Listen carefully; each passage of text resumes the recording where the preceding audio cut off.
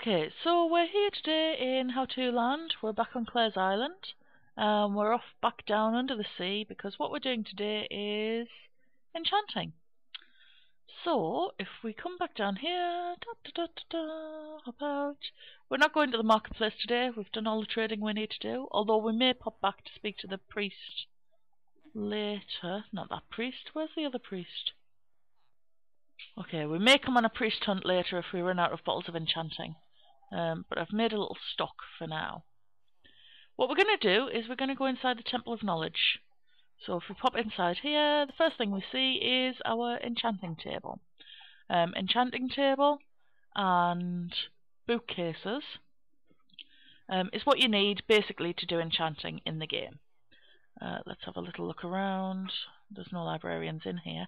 But if I go and speak to this librarian, oh, he's offering to sell glass, but he doesn't have any enchanting books. Quite frequently, librarians will sell enchanting books, which you can use. I bet you I haven't got any. I have not got any. You can use books to save enchantments. So if you enchant a book at the enchanting table, it will save an enchantment to that book and make an enchanted book. You can then use them at any point on an anvil, and all you would do is you would put your item that you want to be enchanted into this first slot. You put your enchanting book in this second slot, and it would apply the enchantment to the item, and you can pick it off this last slot. You can also use that trick to create custom enchantments. So if you've got a book with knockback on it and a book with smite on it, and you want a sword with both, you can put the knockback book and the smite book in these two slots, and what you'll get is a book with both of those enchantments on, which you can then use to apply to whichever item you want later on. So that is how you would use enchanted books. What we're going to do though first, and mostly, is straightforward. Let's just see what I've got in my end chest. Nothing exciting. We're going to do straightforward enchantments.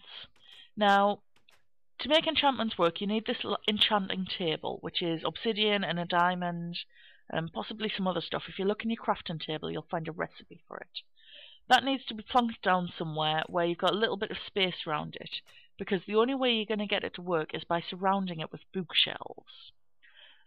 Each of these bookshelves adds an extra 2 levels to the possible enchantments the enchanting table can do. So if I pop this diamond sword in the slot here, you'll see I've got a level 5 enchantment, a level 25 enchantment, and a level 30 enchantment available. Level 30 is the absolute maximum enchantment you can ever get off an enchanting table. And to get that, you need 15 bookcases around it, because each... let me just move that again, for no real reason. Each bookcase adds 2 levels. So I've actually found that this is a pretty good setup for enchanting libraries out in the open. If you do a row that's 5 along and 2 high of bookcases at the back, and then you come 2 forward on each side, and then 1 forward at each side after that, brings it level with the enchanting table, and it just looks nice and neat. Now, the key thing to remember about the bookcases is they have to be 1 block away from the enchanting table. There can't be any carpet or anything blocking them, or torches, or anything like that. So 1 block away, and the enchanting table doesn't recognise anything more than 2 high. So if you're trying to go 3 high all around it, it's a waste of time, it won't recognise it. So that's the best option I've come up with for it. You can also go lower, you can come round in like a sort of half circle-y thing at the front that's lower down if you want. Play with it, see which pattern works best for you, but I've found that this works really pretty nicely. If you want some lower level enchants, if you've got 30 levels but you only want a quick little 1 level enchant on a pickaxe or something just to see if you can get unbreaking or whatever, you can stick torches on these bookcases, which will block sort of some of the levels, and it'll force this only to give you lower level enchants. But I never really use that. I don't see much point to it. I'd rather just enchant stuff when I've got only a couple of levels, until I get my diamond gear, and then I'll save up for my 30 levels. What I'm going to do, because I'm in survival, and I've just switched to survival, I don't have any levels. So what I'm going to use is I'm going to use these little bottles of enchanting, which are quite handy. You can buy them from priests, as you'll have seen earlier, probably, if you've watched the trading how to. But when you smash them, they release experience orbs, which are those little green orbs that you'll have seen when you've killed stuff, or harvested stuff, or mined stuff actually, if you mine coal and diamonds and stuff like that. All of that releases experience orbs. So if you can see, the little number between my health bar and my food bar is going up as I fill the bar underneath it with experience orbs. So let's go to level 10. There we go, level 10. So I've done that pretty quickly with bottles of enchanting, but like I said, there's 3 main ways you can get experience out in the wild, and that is killing stuff, it's harvesting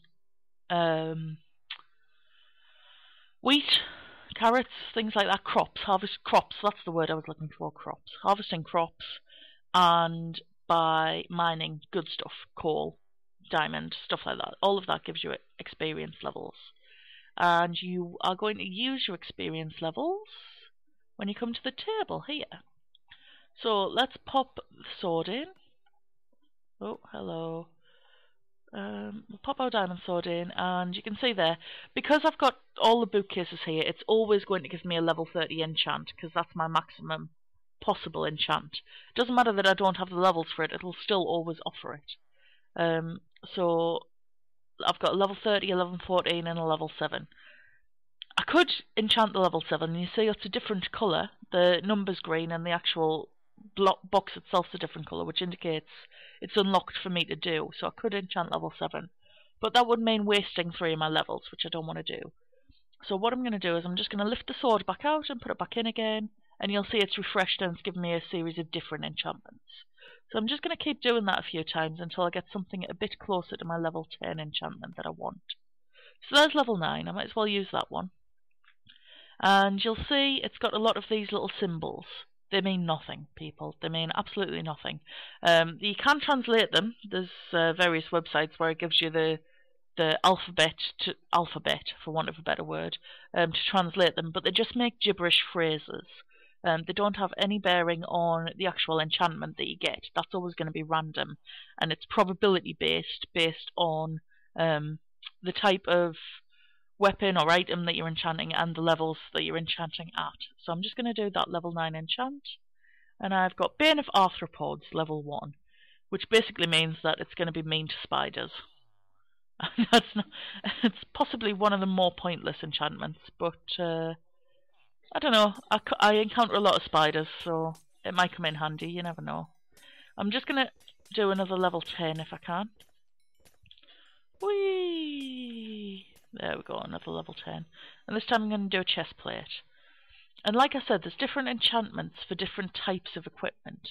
We can, if you look online and you look for Minecraft enchantments, what you can usually find is a list of all the different types of enchantments that you can have on different bits of equipment. Quite a lot of them are geared towards PCs. There'll be some on there that we can't have on PlayStation, or Xbox for that matter, like Look of the Sea and things like that, which is a little bit annoying, but what can you do? Okay, so there's a level 9 enchantment, we'll use that one. And this time we've got Protection 2, so it's just going to give you a little bit of extra protection. So as you can see, you get some useful things, but they're not great. They're not awesome enchantments like this one here, which is Knockback and Smite and Fire Aspect, which is one I got earlier at a higher level. So if you just ignore the sound of breaking glass for a little minute, I'm just gonna see how maximum I can maximize my levels to. Okay, so you can actually have more than 30 levels in terms of your actual personal levels, but you can't enchant anything higher than level 30. So my sort of motto is, once you get to level 30, enchant something. It's pointless hanging on to the levels, because it's exponential. It gets harder to get levels the higher you get up. So if you've got to 30 levels, you might as well get rid of them and do the easy 30 levels again, rather than spend forever trying to get to the higher levels and then only being able to use 30 of them anyway and going back. So level 30, as soon as you get to level 30, if you've got some diamond gear, enchant your diamond gear. If you don't, stick it on a good chest plate or something like that. So level 30 enchantment. Now, like I said, it's utterly random which enchantment you get, regardless. But I like playing a little game called How Many Symbols Can I Get on a Row?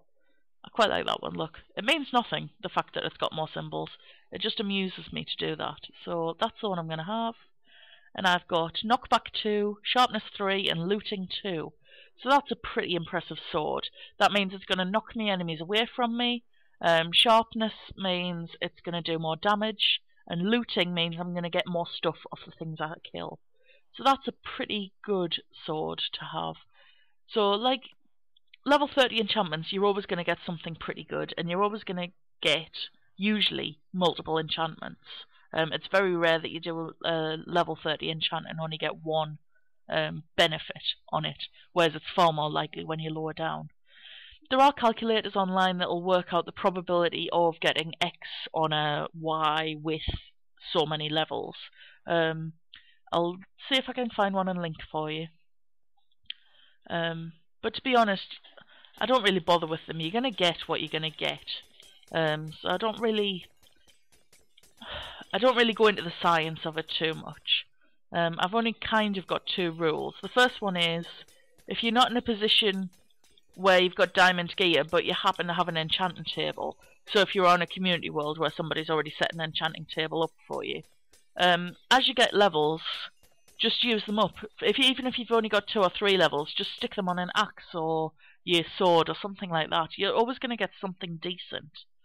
Even if it's just unbreaking or efficiency, it's going to make your life a little bit easier. And then once you get up to diamonds sort of stuff, you find diamonds, you start crafting diamond gear. Save up, get your 30 levels, and then enchant your 30 level stuff. I'm just going to do this iron chest plate with 30 levels to see. Oh, no, I haven't got 30 levels. How many levels have I got? Did anyone pay attention? No, me neither. 27. Okay. La la la la la. 23, 17, 16, 25. 25's pretty close. 25 again. 26. I'm just going to do 26 for the sake of it. Wasting your lives and mine, people.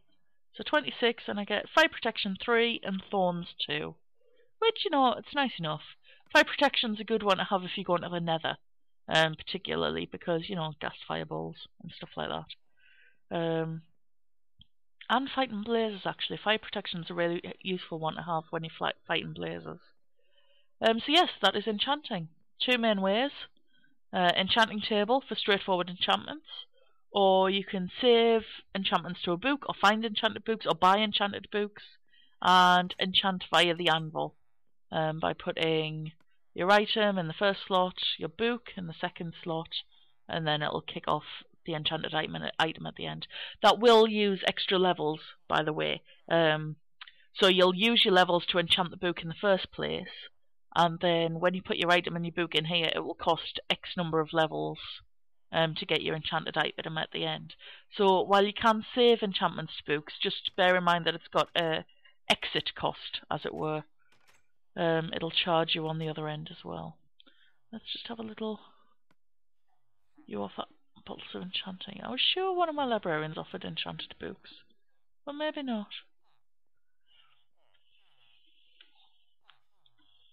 No, no enchanted books for us. Oh well. Okay, but anyway, people. Stuff and things. That is enchanting. So, quick little recap. You need an enchanting table and bookcases, or enchanted books and an anvil. And you're going to need some experience levels, which is the number in between your health and your food. And you get experience by killing stuff, mining stuff, and harvesting stuff. Harvesting wheat crops.